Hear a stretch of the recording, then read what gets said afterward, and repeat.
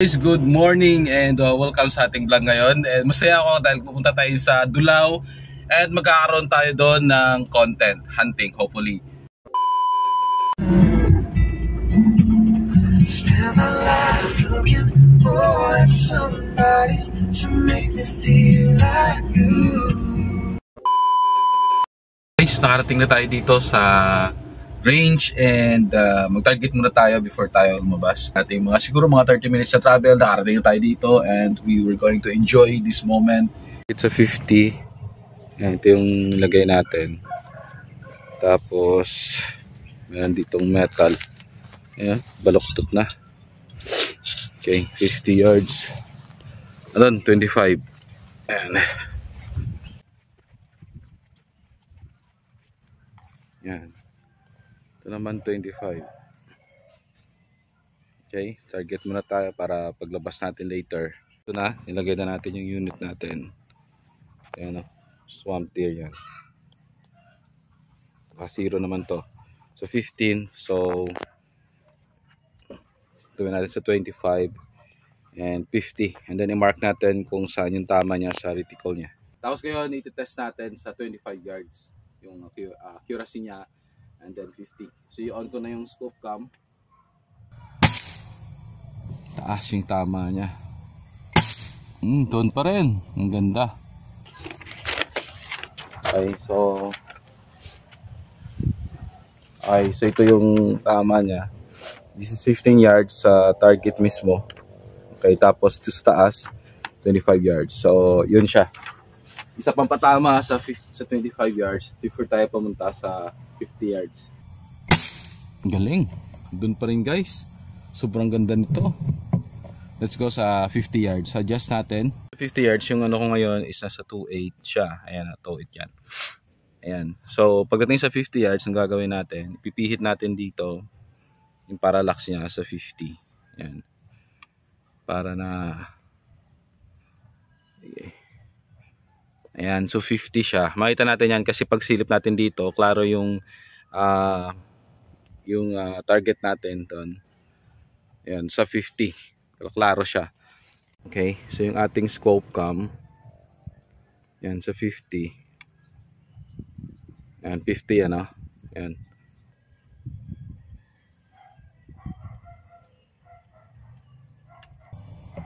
Ayan, 50 yards.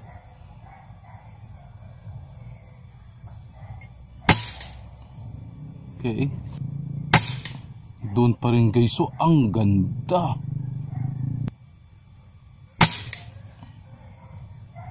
Okay.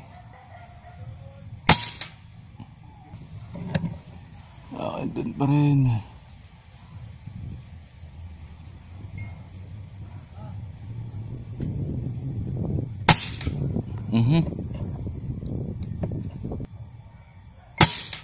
Yun, ganda. Yun. So binabaan ko na para na ma-hit natin yung 0. Yun. Ganda na patama. Balik tayo sa 25 yards. So naka 25 na dito sa parallax. Okay. So we're good to go. Malakas yung hangin. Okay. Ayan, dun siya. Okay, dun pa rin. Yun. So imagine guys yung aking yung aking unit, wala siyang dito adjustment. So sandbag lang talaga yung gamit ko. Okay, tapos ang harap natin is we're using a bipod. Dapat lang sakto lang yung pellets natin pagpasok sa chamber. Maluwang kasi to, unlike sa ibang barrel ko na gusto nila yung imported na pellet. Ito naman local talaga, yung malalaking yung Meteor, non-sakto-sakto dito or mga yung ibig sabihin ito siya, di ba maluwang siya. So pag ginaganon mo, ayan, taas siya, di ba? Tapos pwede ding pinakababa. Kung gusto niya dito yung mga Meteor na saktong-sakto lang. Ayan, nakagitna sa.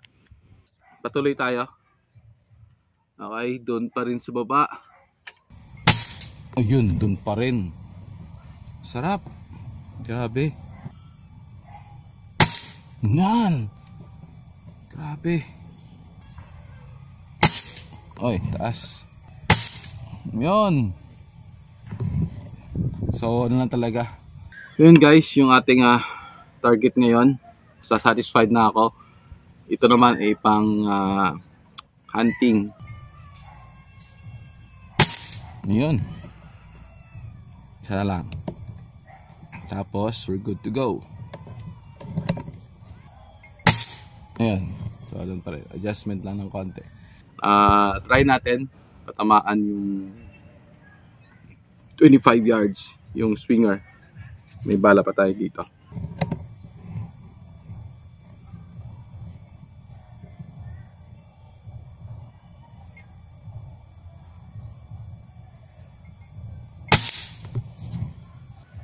Tamaan. So we're ready to go. So, ano na tayo? Handa na tayo para sa ating target hunting ngayon. Ano tayo ngayon kay Bro Elmer na bahay. Tingnan natin yung unit niya. Ayan. Ayun na nga, pinakita sa akin ni Bro Elmer ang kanyang bagong gawa na multi-shot compact. As in, ito yung unang gawa pa lang niya, pero makita niyo yung pagkaganda, quality, yung tawag doon, yung precision.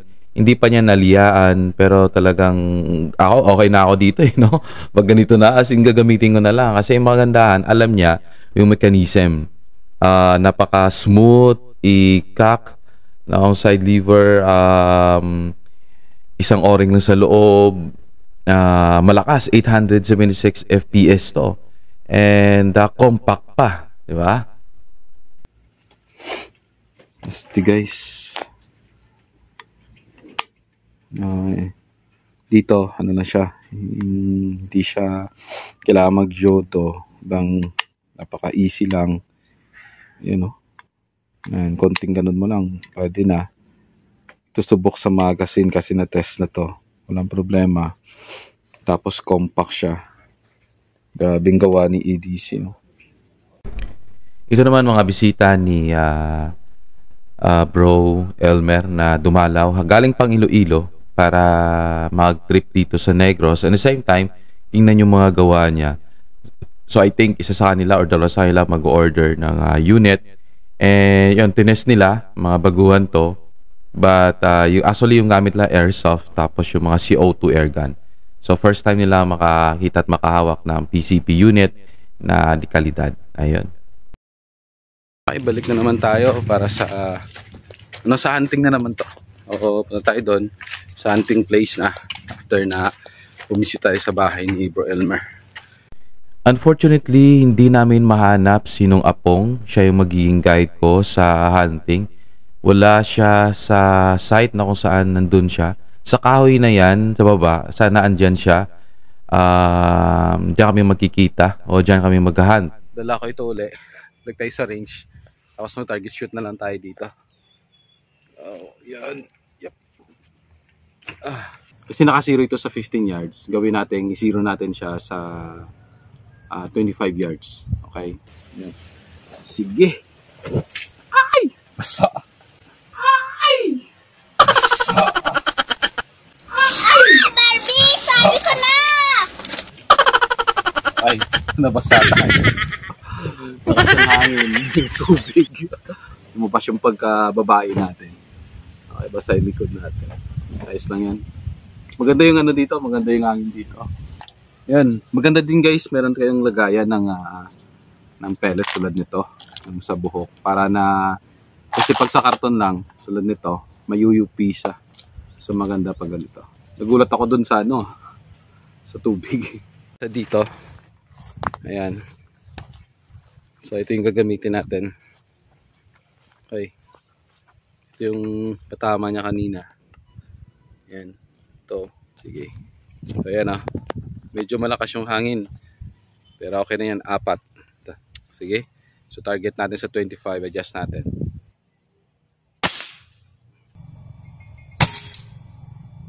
Okay. Bullseye na. Okay. Okay, bullseye. Bullseye na. Yan. Ayan. Ay. Ayan, medyo maskip to. Tapos mahangin, no? Kita naman sa... Ayan, shoot. Ayan. Ayan. Try natin sa 50. Try natin ulit. Okay. Yung tama niya pababa.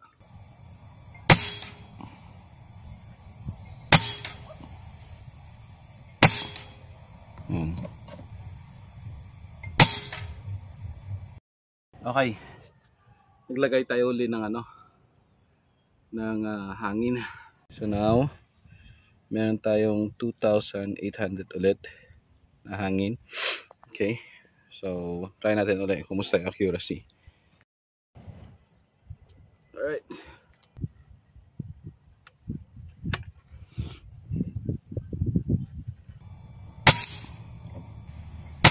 Alright. Ayan na. Ayan.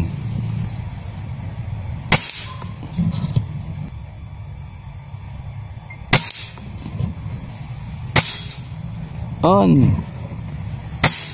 Ayan. Yes. Na ayan. Ulan. Basa.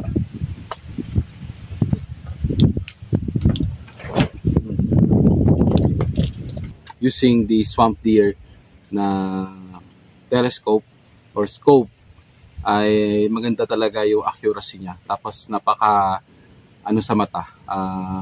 Hindi yung kahit magbabad ka ng halimbawa 4 hours sa scope mo, hindi siya masakit. Ito yung honest review sa kanya. So nasubok na to. Alright, papalitan lang to ng yan, medyo nagpa-vacuum ng Copa. Yan, sabi ni Bro Elmer. Yun lang yung papalit sa kanya. Yan, tapos ilalagay siguro dito na divider sa suppressor para na mas okay. So ito ay 624 by 50 first focal plane. Yan, yan ang logo nila, Swamp Deer. So maganda. Okay.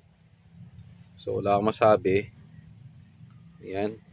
So wala lang kasamang mount pag bibili tayo sa kanila. Pero so far so good na talaga. Astig. Ayun guys, so ngayon pauwi na tayo and we are happy dahil nakabanding natin si Bro Elmer. Nung apong hindi ka namin mahagilap. Nag-target shooting tayo, so successful naman. Na-test natin yung ating unit, tapos pinalik ko na naman siya sa 25 yards kasi naka-0 sa 15. So ginawa ko siyang 0 sa 25, tapos nalaman ko rin yung point of impact niya sa 50. And yung design ng unit na yon is pang competition, mostly pang hunting talaga. So ayun, so guys, maraming salamat sa pagsama. And see you next adventure natin. Steve Lopez, Live Philippines, and ciao.